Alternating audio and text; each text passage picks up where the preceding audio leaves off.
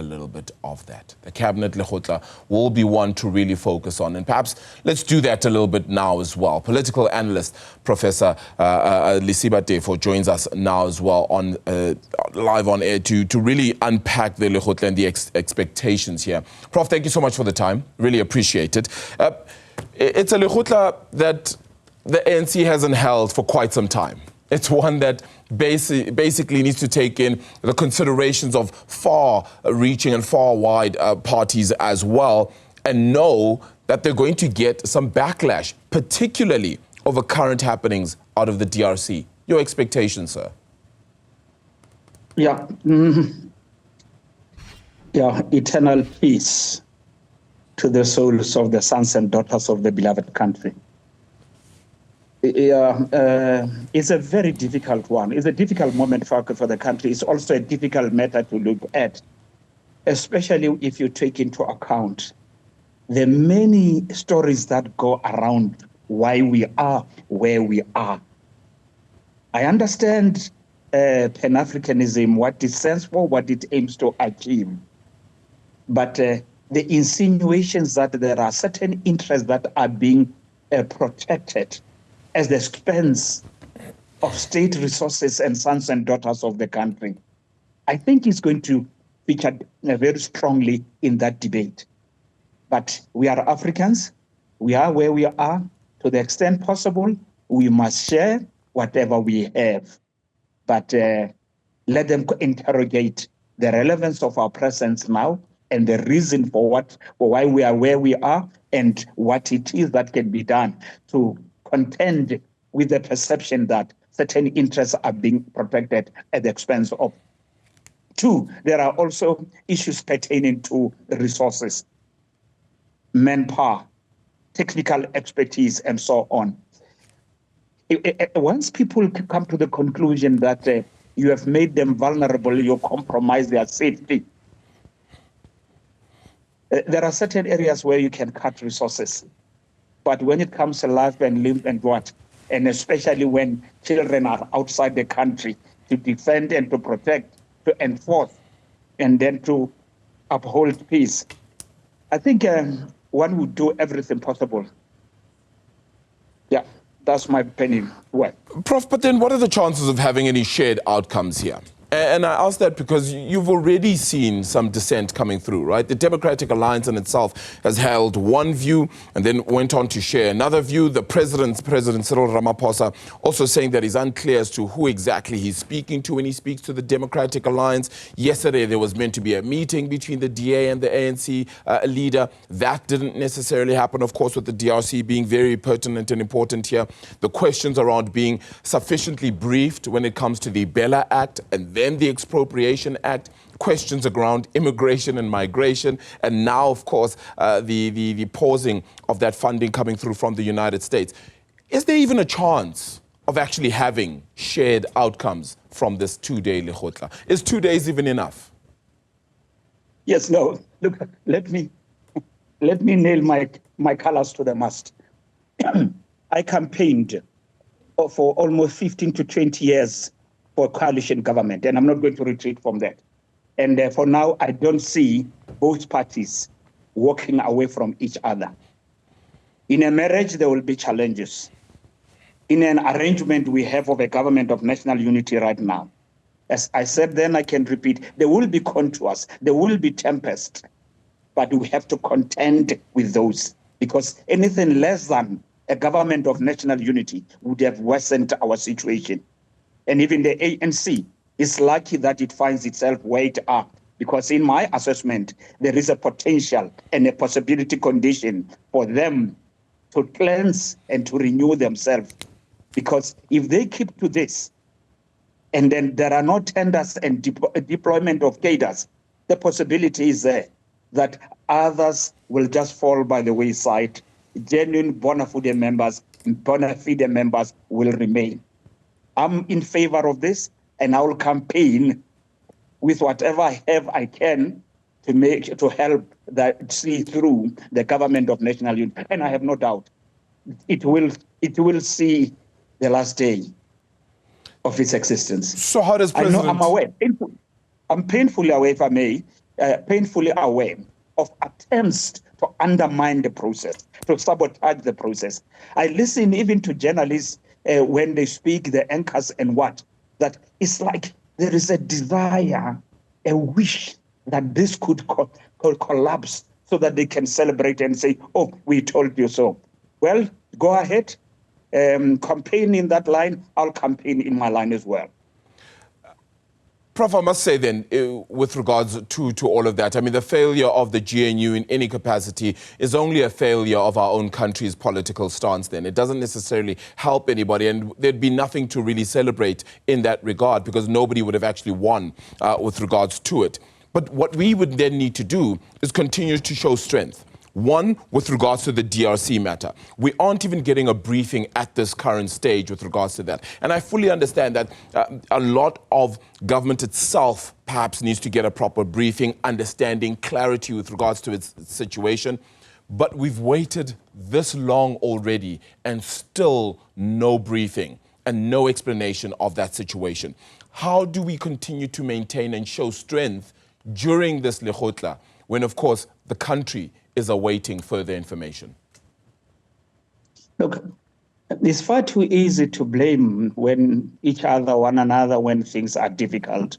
For now, I would say as much information as possible, let it be disclosed, right? For the sake of the people, for the families and the people of South Africa, especially when there are so many theories that are punted as to why we are there. Number two, I listened to General Mojo yesterday, former defense general and head of intelligence. Yeah. That man had all the facts on his fingertips. He covered it well, and he exposed the limitations our defense force is subject to, including the failure of the executive of this country. All I'm asking for is that communicate for now, and later on address special aspects of resources where it is said we are wanting. You know, he said it, and I think he said, you know, to leave behind wounded soldiers in that part of the world that I'm relatively familiar with, by the way. And then at least they should have sent whatever transport necessary with appropriate personnel to go and take the wounded and to supply additional ammunitions. Yeah. Because there are people who are saying we don't have even enough ammunitions. Whatever we have is limited. They should have assessed the situation. What can we do pronto to give strength and heighten the morale of the soldiers in that part of the world? Somewhere there, they are a bit wanting, but I don't want to be hard on anybody. It's not the right time to point fingers. Let the right things just be done for the sake of the boys out there and for the sake of the families and for the sake of the country as a whole. It may not necessarily be the right time to point fingers, and I can agree with you on that stance. But one thing is for sure, though, is that there are going to be people looking for answers. And unfortunately, that's where we go to look for blame or to look for questions on how we can do better, because we're currently not doing it.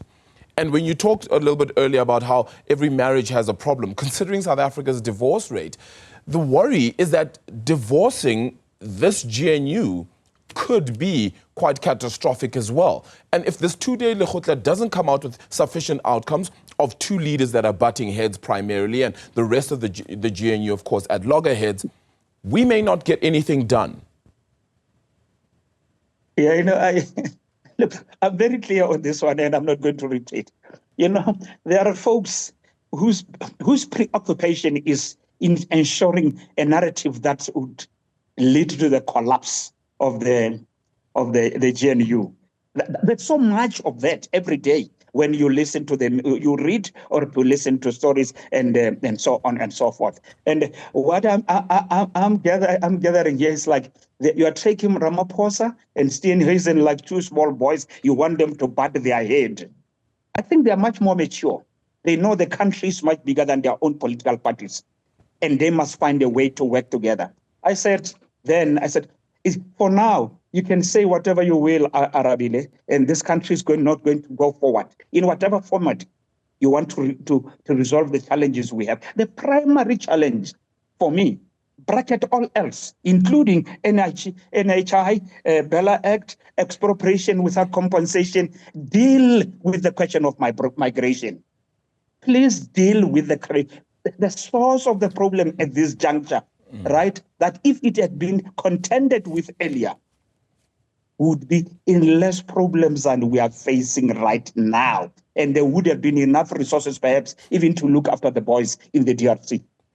Prof, the success of the GNU would only be helpful to South Africa's economy, would only be helpful to my cousins, my brothers, my sisters, my cousins, anybody else in my family and the wider public in attaining a job. I have no desire to see this GNU fail in any capacity. All I'm highlighting is that we have two leaders who are ultimately at loggerheads and not aiding the growth and the sustainability of this GNU and for this country to then move forward. Because if we did that, we wouldn't be having the current problems we currently do. And I'm not saying who exactly is to blame. I'm saying them coming together is the whole point of unity. I then need to then ask towards the end then, if I may then, Prof, in order for us to deal with the migration issue, how do we maintain a tougher stance? Is it just a case of doing what Donald Trump is trying to do out of the United States then? Or do we have to try and find a different way of doing this and really aiding the progress of other countries in order for people to want to then go back to theirs?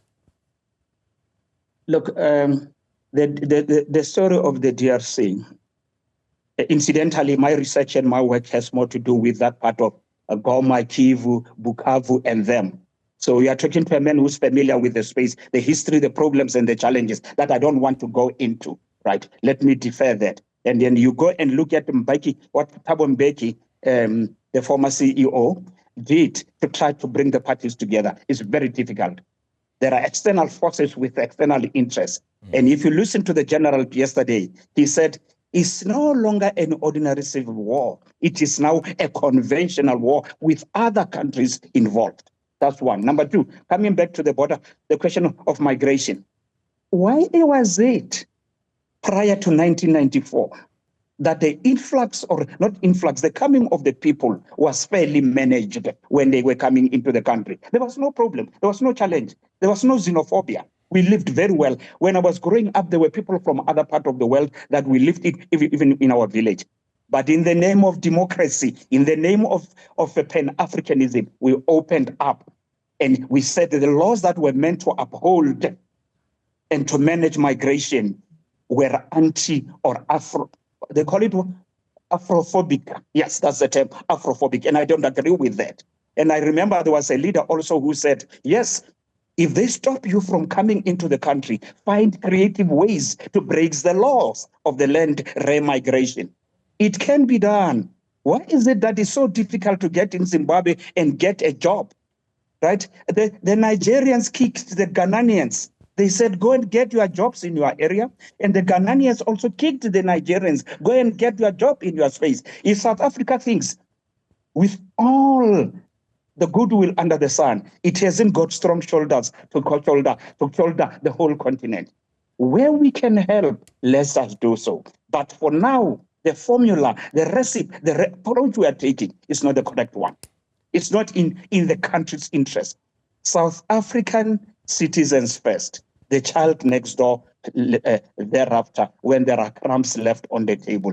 Helping in the DRC, well and good. In Mozambique, well and good. But to which extent? That's my question. South Africa first. The word there from Professor Lesiba Teffo, then a political analyst, joining us as